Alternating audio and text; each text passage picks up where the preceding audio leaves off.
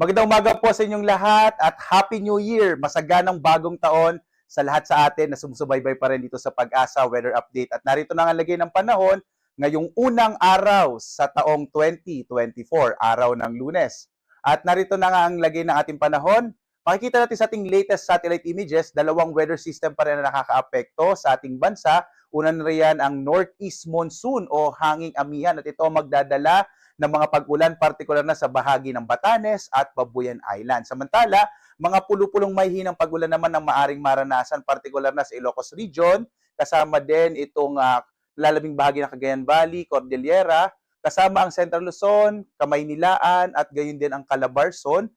Yan ay dulot pa rin ng Northeast Monsoon o amihan. Sa lalabing bahagi ng bansa, sa Southern Luzon, Visayas at Mindanao, ay inaasahan pa rin natin yung mga pulupulong pag-ulan. Pagkilat pagkulog, dulot naman yan ng easterlies o yung hangin na nagmumula sa Karagatang Pasipiko.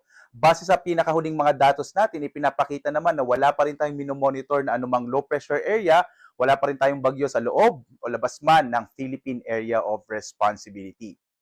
Samantala, dahil sa amihan, may nakataas tayo ngayon na gale warning. Ito yung babala natin sa malalakas na alon ng karagatan. Inaasahan natin na posibleng umabot ng hanggang mahigit 4 na metro ang alon ng karagatan, partikular na sa Batanes, sa Cagayan, kasama yung Babuyan Island at sa mga baybayin ng Ilocos Norte. Ito ay dulot ng amihan. Kaya nga dahil dito, pinapayuhan natin ating mga kababayan, lalong-lalo na yung mga maliit na sakyang pandagat, malilit na mga bangka, na wag mo nang pumalaot sa mga baybayin na ito sapagkat inaasahan natin magiging delikado dulot ng malalakas na alon na dala ng amihan. At narito naman ating inaasahang magiging lagay ng panahon sa susunod na 3 araw.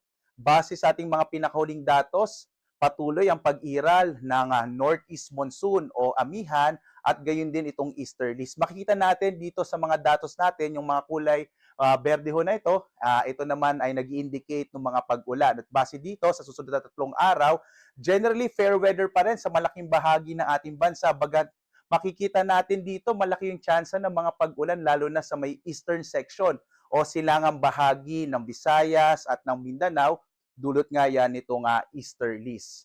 Sa susunod na 3 araw din hanggang January 4, maliit yun ng tsansa na magkaroon tayo ng bagyo sa loob o labas ng Philippine Area of Responsibility. So patuloy natin i-update ito sa mga susunod na araw. Samantala naman, para sa mas detalyado nating lagay ng panahon, maaari tayong bumisita sa iba't ibang mga Facebook pages ng ating mga Pag-asa Regional Services Division. Sila nagbibigay o nagbibigay ng mga datos partikular na sa thunderstorm advisory, rainfall warning at gayon din sa mga heavy rainfall warning.